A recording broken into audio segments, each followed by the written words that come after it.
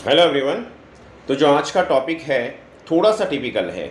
Sometimes it is very difficult to understand कि आखिर ये है क्या चीज़, लेकिन अगर हम ध्यान दें तो बहुत ज़्यादा मुश्किल नहीं है, बहुत ज़्यादा टफ नहीं है। थोड़ा सा हमको बस ध्यान देने की ज़रूरत है, समझने की ज़रूरत है।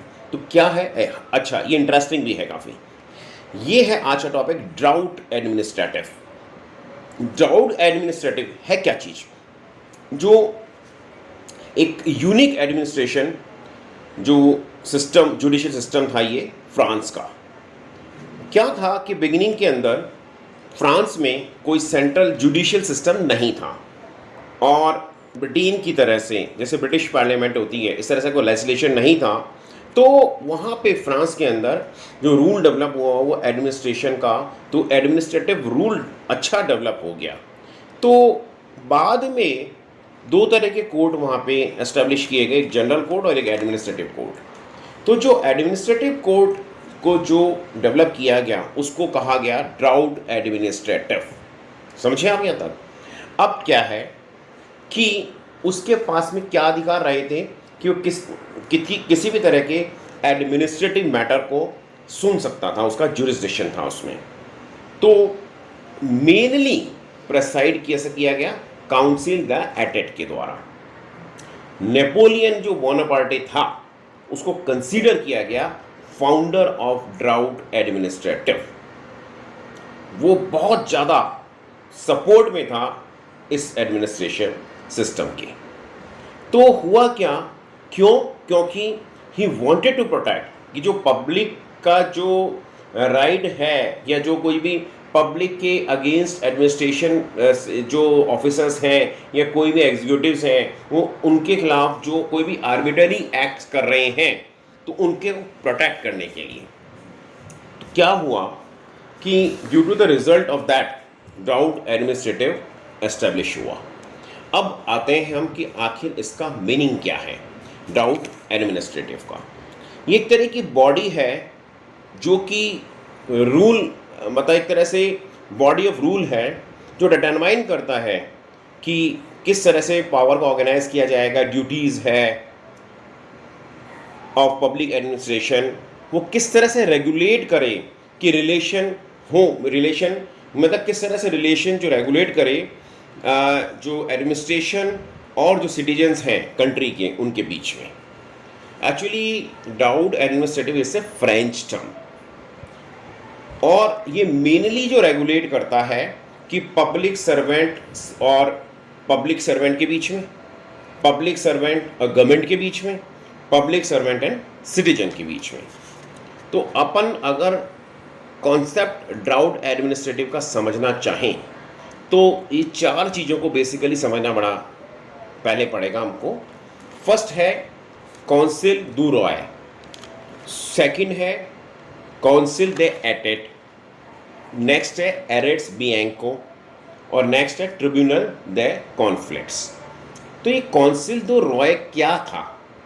क्या था कि पहले के टाइम में फ्रांस में जो एक बॉडी थी जो बनी थी काउंसिल दो रॉय के नाम से, वो बॉडी किंग को लीगल मैटर्स में और एडमिनिस्ट्रेटिव मैटर्स पे एडवाइस दिया करती थी।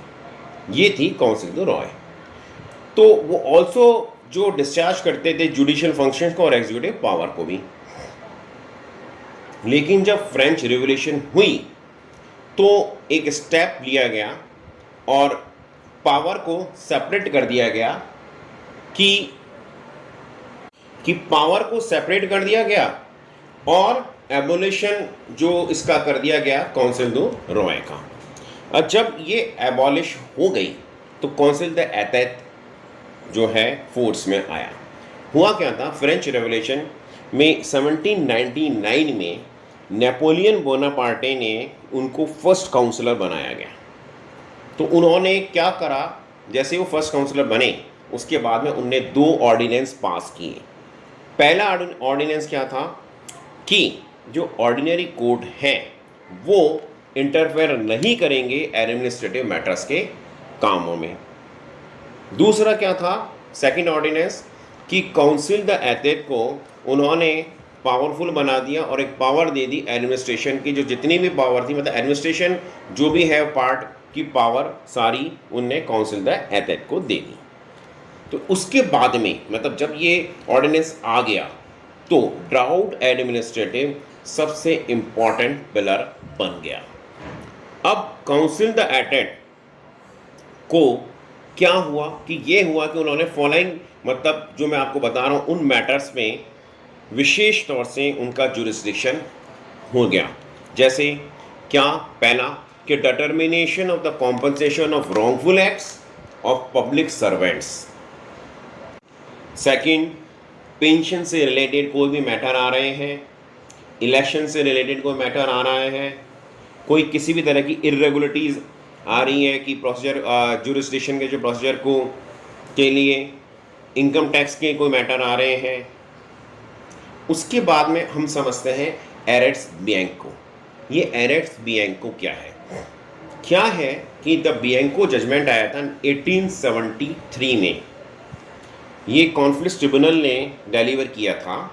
हुआ क्या था, एक छोटी बच्ची थी जो वैगन से टक्कर खा गई थी और इंजर्ड हो गई थी, तो उसके फादर ने एक केस फाइल किया। उस केस को फाइल करने के बाद में जो जजमेंट आया फाइनल, वो फाइनल जजमेंट ये आया कि पर्टिकुलर मैटर में किसी भी तरह से देखा जाए कि एडमिनिस्ट्रेशन के रूप कि एडमिनिस्ट्रेशन का जो भी कंसर्न आएगा, जो भी मैटर होगा, उसको काउंसिल द एथेट डील करेगा। यानी काउंसिल द एथेट जो है वो हाईएस्ट एडमिनिस्ट्रेटिव ट्रिब्यूनल माना जाएगा, कोर्ट ऑफ अपील माना जाएगा, उसको सुपरवाइजरी पावर रहेगी, वो एडवाइस करेंगे सरकार को किसी भी तरह का ऑर्डिनेंस वगैरह पास करने के लिए। अब आता है नेक्स्ट, ट्रिब्यूनल द कॉन्फ्लिक्ट्स। इसमें डिसाइड किया जाता है कि कोई भी मैटर है तो वो ऑर्डिनरी कोर्ट में जाएगा या ट्रिब्यूनल में जाएगा। इस ट्रिब्यूनल के अंदर जो जजेस हैं और जो सिविल सर्वेंट्स हैं वो इक्वल नंबर में अपॉइंट किए गए। अब नेक्स्ट आता है रूल्स। ड्राउट एडमिनिस्ट्रेटिव के रूल्स क्या हैं?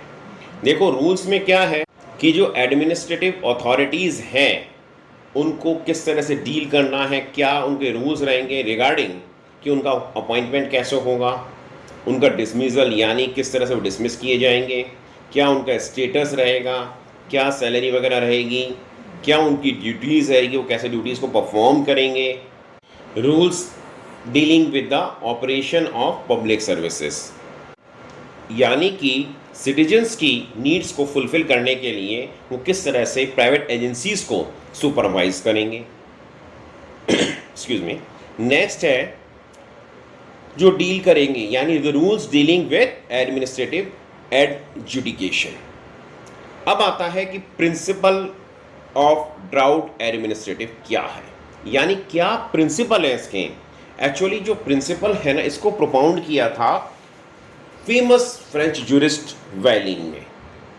उन्होंने कुछ जैसे बताया प्रिंसिपल्स क्या रहा है, बेसिक क्या, जैसे कि जो पावर रहेगी, the power of administration to act suo मोटो।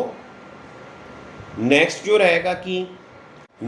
रहेगा पावर कि एडमिनिस्ट्रेशन को डिसीजंस लेने की पावर रहेगी, और एग्जिस्टेंस रहेगा स्पेशलाइज्ड एडमिनिस्ट्रेशन ज्यूरिसडिक्शन का। अगर हम इसके फीचर्स की बात करते हैं ड्राउट एडमिनिस्ट्रेटिव की, तो जो फीचर्स हैं, पहला फीचर क्या है कि काउंसिल द एथेट जो है वो सुप्रीम एडमिनिस्ट्रेटिव कोर्ट माना जाएगा।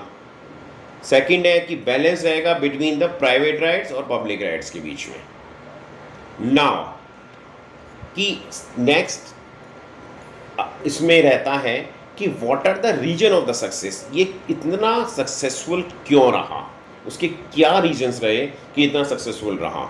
उसके कारण था कि जो स्ट्रक्चर था और जो वर्किंग था काउंसिल द एथेट का वो बहुत ही बढ़िया था। सेकंड, जो एडजुडिकेशन जो लॉ था उसके कारण से। थर्ड, जो अवेलेबल रेमेडीज थी एडमिनिस्ट्रेटिव कोड की वो बहुत ही ज़्यादा सिंपल थी।